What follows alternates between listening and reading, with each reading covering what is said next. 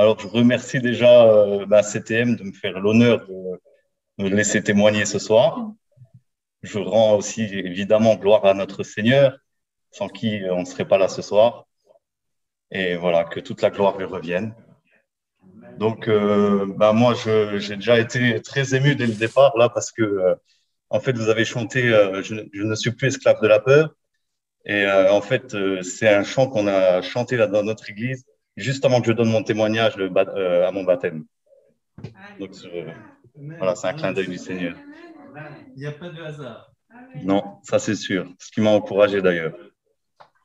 Donc voilà, je commence. Alors moi, je suis d'origine algérienne. J'ai 4 frères. Donc j'ai grandi avec une maman au foyer et un papa ouvrier qui rentrait très souvent du travail alcoolisé. Ce qui fait que j'ai eu une enfance difficile par rapport à ça et aussi évidemment que j'ai grandi très très loin des bases d'une vie chrétienne. Et donc, il a fallu un miracle de Dieu pour que je sois là aujourd'hui et en nouveauté de vie. Et donc, voilà, donc j'ai grandi dans ce foyer avec une maman qui faisait le ramadan, qui faisait pas forcément les prières, mais elle faisait le ramadan un peu comme tous ceux d'origine maghrébine, quoi, qui sont censés le faire. Et donc, moi, en grandissant, j'ai voulu faire plaisir à ma maman, donc je faisais le ramadan aussi. Je ne mangeais pas de porc, évidemment. Vers 15-16 ans, j'étais même à l'école coranique pour en apprendre plus sur la religion, euh, la seule que je connaissais de toute façon. Et donc, dans cette école, j'ai appris surtout les interdits de la religion qui me rendaient parano. Donc, forcément, très naturellement, j'ai quitté cette école, surtout à 16 ans quand on se cherche un peu. J'ai quitté cette école, donc je suivais plus l'exemple de ma maman, mais j'ai suivi plus l'exemple de mon papa, qui est de sortir tout le temps avec les amis, les copains, et puis faire la fête et boire beaucoup d'alcool. Et donc, du coup, voilà, j'ai aussi, à ce moment-là, vers 16 ans, fait une rencontre en regardant un reportage avec Bob Marley. Donc ça, c'est important que j'en parle, parce que Bob Marley est devenu, entre guillemets, comme mon Dieu. Je me reconnaissais vraiment dans sa vie, dans le sens où, comme moi, il a eu une enfance difficile, il a vécu le racisme. On est d'origine maghrébine, avec le faciès, on vit vraiment le racisme en France. Et donc, j'ai grandi là-dedans. Et en voyant Bob Marley dans sa vie, je voyais que lui, malgré tout, il était dans l'amour, quoi, l'amour de son prochain.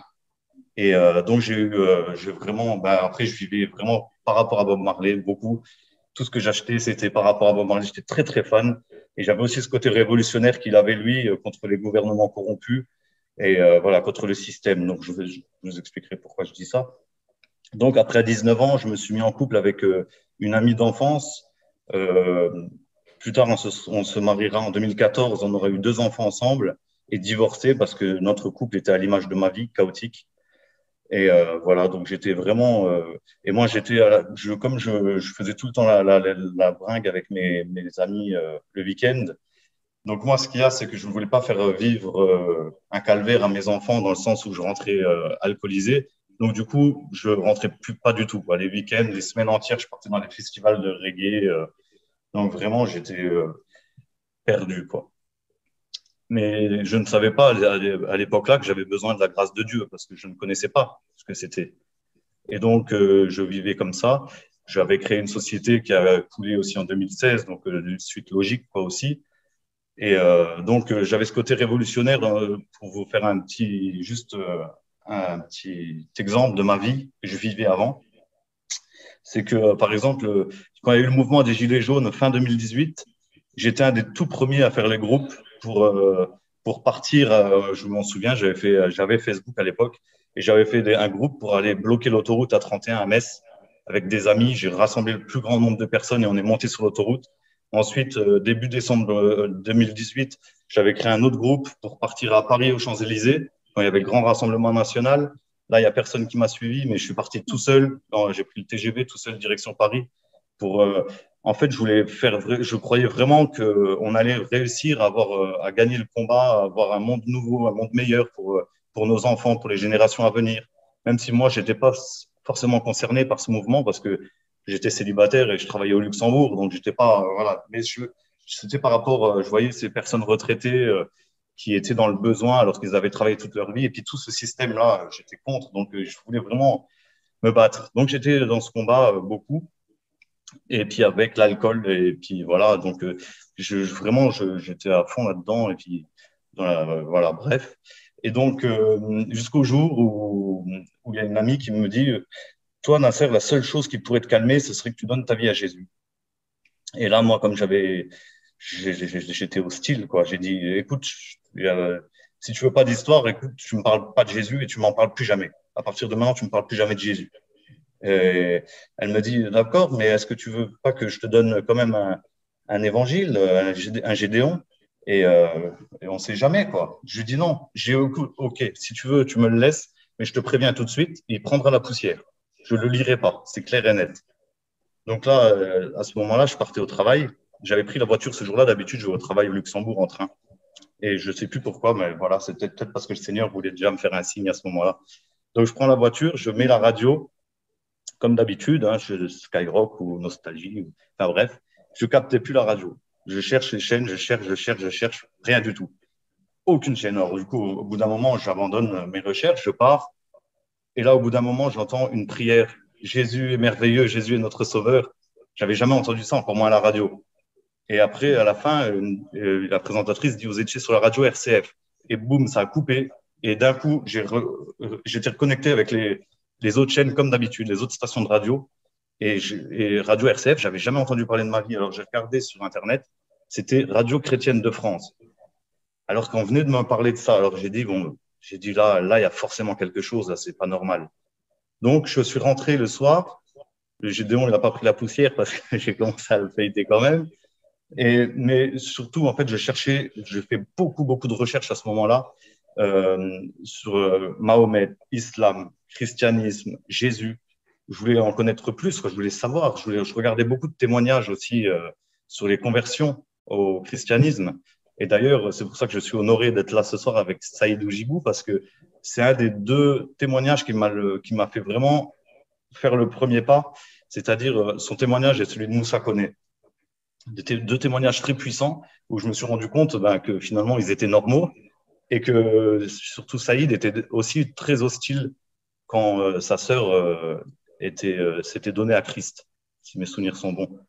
Et donc, alors voilà, j'ai regardé, et plus je cherchais, plus Jésus devenait une évidence en fait. Mais j'étais pas convaincu. En fait, quand je faisais mes recherches, je cherchais surtout des détracteurs de la Bible parce que je voulais pas donner ma vie à Jésus. Parce que moi, déjà, quand on est maghrébin, on passe pour des traîtres aux yeux de nos familles. Par exemple, voilà, quand j'ai donné ma vie au Seigneur, par la suite, j'ai été très attaqué par mes frères. Maintenant, ça va mieux, gloire à Dieu.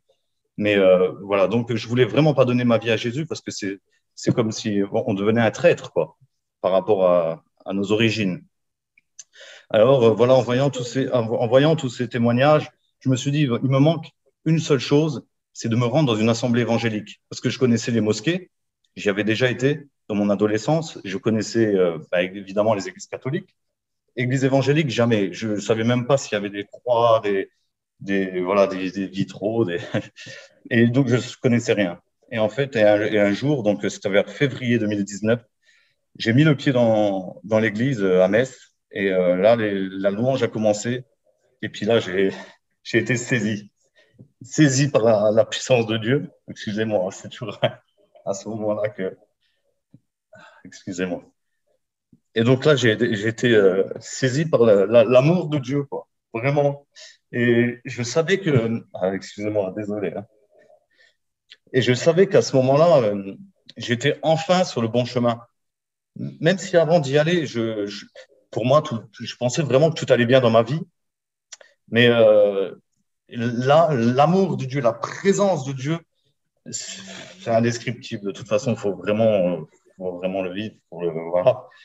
Et puis, du coup, à ce moment-là, en sortant de cette assemblée, de ce culte, ce matin-là, j'étais complètement transformé. Déjà, je savais que j'étais sur le bon chemin, mais en même temps, je sortais de là, je m'en souviens, j'étais bien apaisé, mais en même temps, j'avais l'impression de retourner parmi les loups. Je savais que mon téléphone allait sonner pour aller au PMU, pour aller boire un coup, et cette fois-ci, je n'avais plus envie de cette vie-là. Donc, ce que j'ai fait, j'ai été dans ma chambre et j'ai demandé au Seigneur, Seigneur, j'ai senti quelque chose aujourd'hui. Vraiment, si tu veux, Seigneur, je te donne ma vie, je suis prêt à le faire, mais vraiment, viens me rencontrer, quoi. Viens me montrer vraiment que c'est toi, Jésus, le seul chemin, le seul vrai Dieu. Et toute l'année 2019, bah, quand il dit dans sa parole, cherchez, vous trouverez, c'est vraiment la parole de Dieu, c'est la parole vivante. Et je vous dis, cherchez, vous trouverez. Frappez, il vous ouvrira. Parce que moi, quand j'ai fait cette prière après, ma vie a été transformée. Je buvais énormément d'alcool, énormément tous les week-ends, mais du vendredi au dimanche, non-stop. Il m'a dégoûté de l'alcool. Il me comblait à tous les niveaux. Vraiment, et puis je progressais toute l'année, toute l'année. Je cheminais avec lui, avec des frères et sœurs de l'Assemblée, évidemment, parce que j'ai aussi vu beaucoup l'amour de Dieu à travers les frères et sœurs de l'Assemblée, un amour inconditionnel, un amour qui donne tout, des gens qui donnent sans vouloir recevoir, comme on trouve beaucoup dans le monde.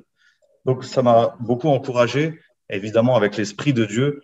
Et donc, j'ai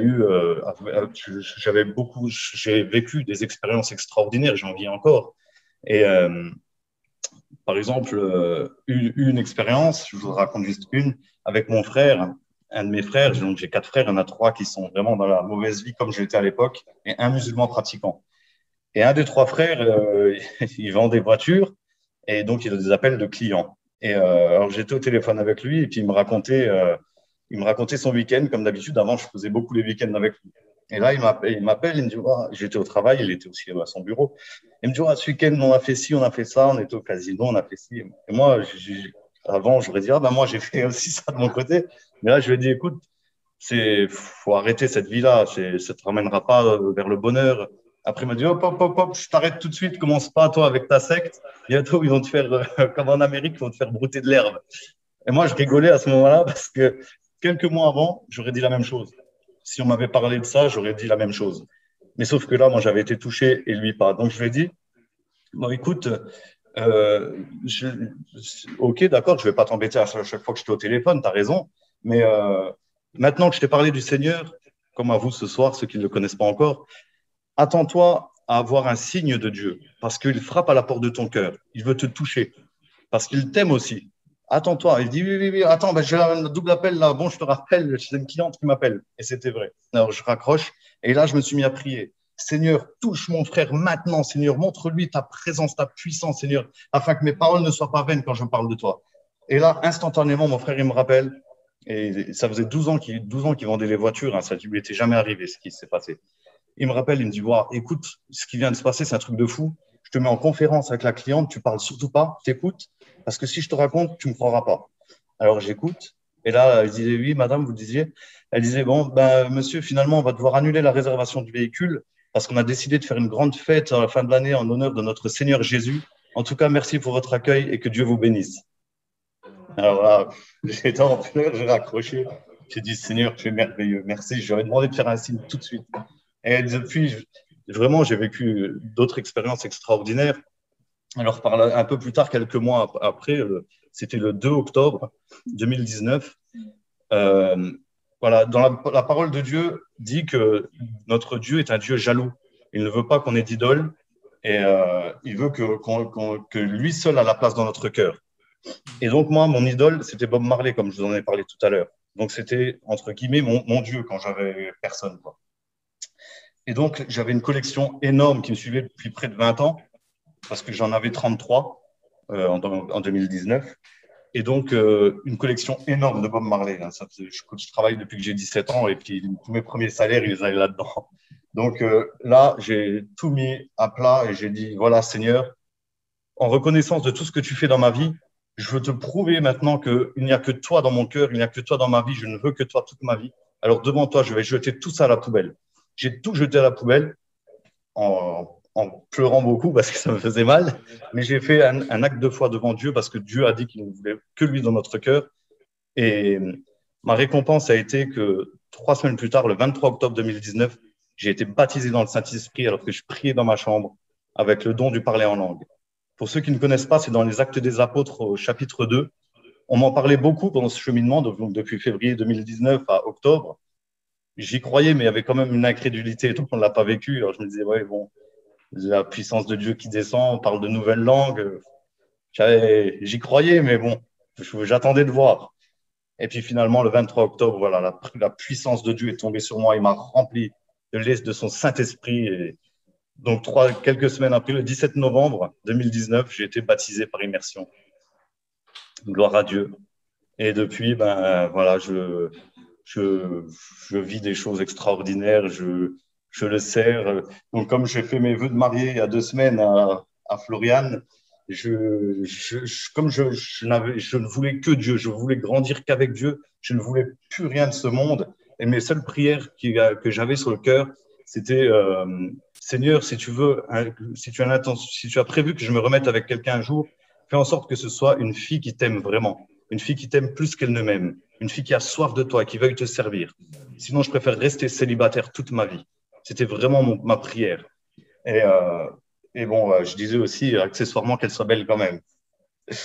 Et puis donc, et puis, et puis Dieu m'a confirmé sa parole qui dit qu'il fait toutes choses belles en son temps et qu'il peut même faire infiniment au-delà de tout ce que nous demandons ou pensons, en me donnant une femme vertueuse de Proverbe 31 qui a beaucoup plus de valeur que les perles. Puis je refais un peu mon. Et voilà, donc avec Floriane, donc nous allons partir au mois d'août, là, du 7 au 19 août, en mission au Bénin, mission humanitaire pour l'aide à la construction d'une école et à l'évangélisation de la population locale. Donc voilà, maintenant, nous servons Dieu de tout notre cœur et le Dieu et le Seigneur est au centre de notre vie. Et voilà, gloire au Seigneur. Voilà, voilà. Bravo. On peut voir ta femme. Ah oui, pardon. En témoignage, chant. Bonjour à tous les deux. Bonjour. Peut-être tu veux peut-être dire un mot, Floriane, non? Vas-y. Moi, je suis honorée de pouvoir entendre à nouveau. À chaque fois, ça me fait aussi quelque chose quand j'entends son témoignage tout le temps. Et oui, merci Seigneur pour tout ce qu'il fait. Donc moi, je suis dans l'église de Metz depuis toujours, depuis toute petite. Et puis voilà, et gloire au Seigneur. J'ai trouvé l'homme de ma vie. Merci Seigneur. Et puis voilà, qu'il fasse encore de grandes choses à travers nous et à travers vous aussi, parce qu'on est tous ses enfants et il veut travailler avec nous, donc qu'on soit aussi disponible pour lui avec son Saint-Esprit pour toucher encore d'autres cœurs. Alléluia. Amen.